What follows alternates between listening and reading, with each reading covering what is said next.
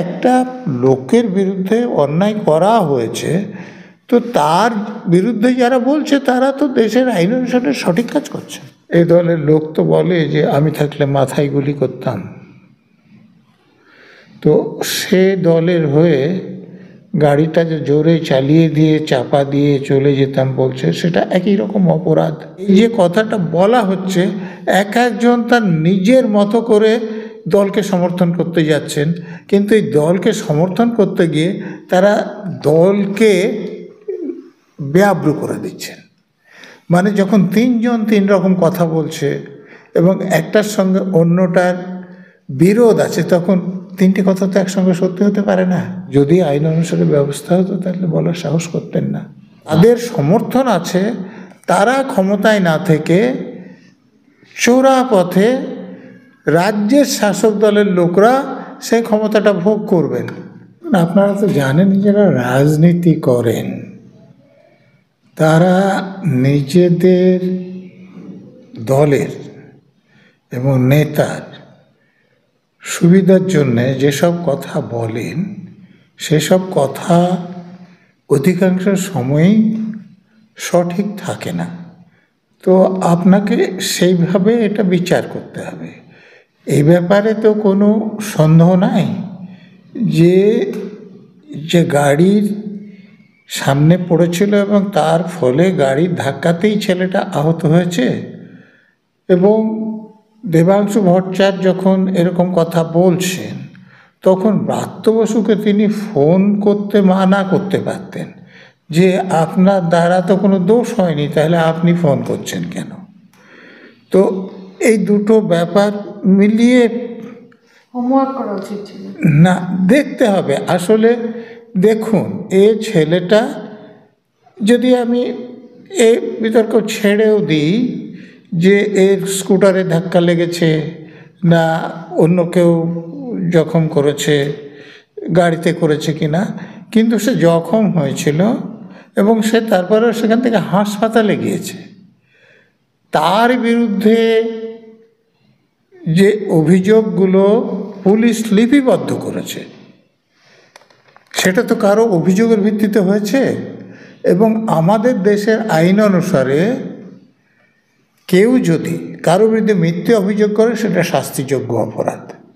তাহলে তার বিরুদ্ধে যে অভিযোগটা করা হয়েছে, তো সেগুলো যারা করেছে তার সাজা হওয়া উচিত।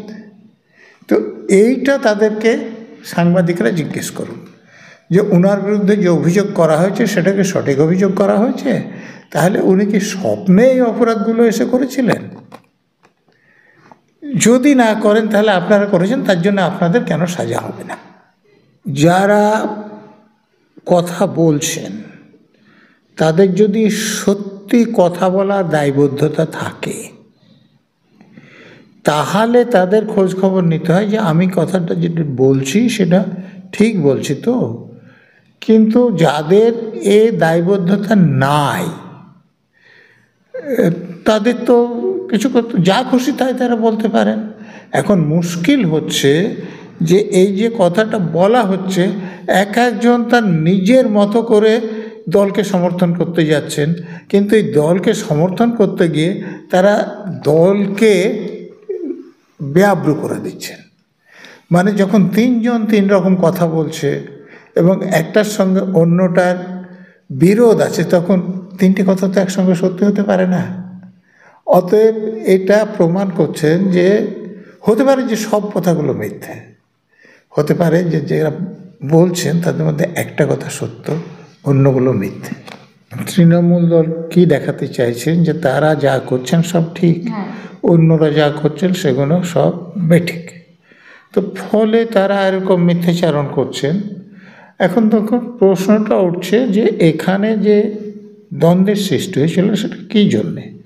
যে কয়েক বছর ধরে এখানে ছাত্র সংসদের নির্বাচন করা হয়নি। তো যেখানে ছাত্র সংসদ আছে এবং নির্বাচনের প্রচলন আছে, সেখানে নির্বাচন কেন করা হবে না? একমাত্রই তো উদ্দেশ্য যে যাদের সমর্থন আছে তারা ক্ষমতায় না থেকে চোরা পথে রাজ্যের শাসক দলের লোকরা সেই ক্ষমতাটা ভোগ করবেন।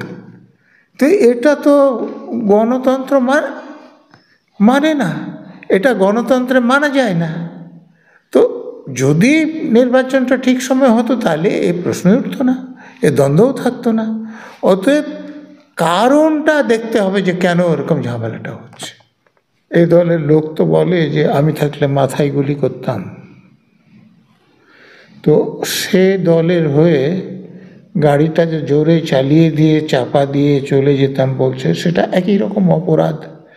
এখন দুঃখের বিষয় যে আমাদের এখানে হুমকি দেওয়াটা অপরাধ হিসেবে গণ্য হলেও শাসক দলের লোকেরা সেই কাজটা করলে তাদের বিরুদ্ধে কোনো মামলা শুরু করা হয় না, ধরা হয় না, তাদেরকে তদন্ত করা হয় না। এই সুযোগ নিয়ে তারা এসব কথা বলতে পারছেন। যদি আইন অনুসারে ব্যবস্থা হতো তাহলে বলার সাহস করতেন না। কুণাল ঘোষ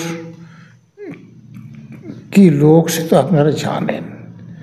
যখন তাকে অ্যারেস্ট করা হয়নি, হতে পারে এরকম বুঝেছেন, তখন উনি চোখ মুছছিলেন এবং বলছিলেন যে দিদি পুলিশ পাঠিয়ে আমাকে ধরে নিয়ে যাক।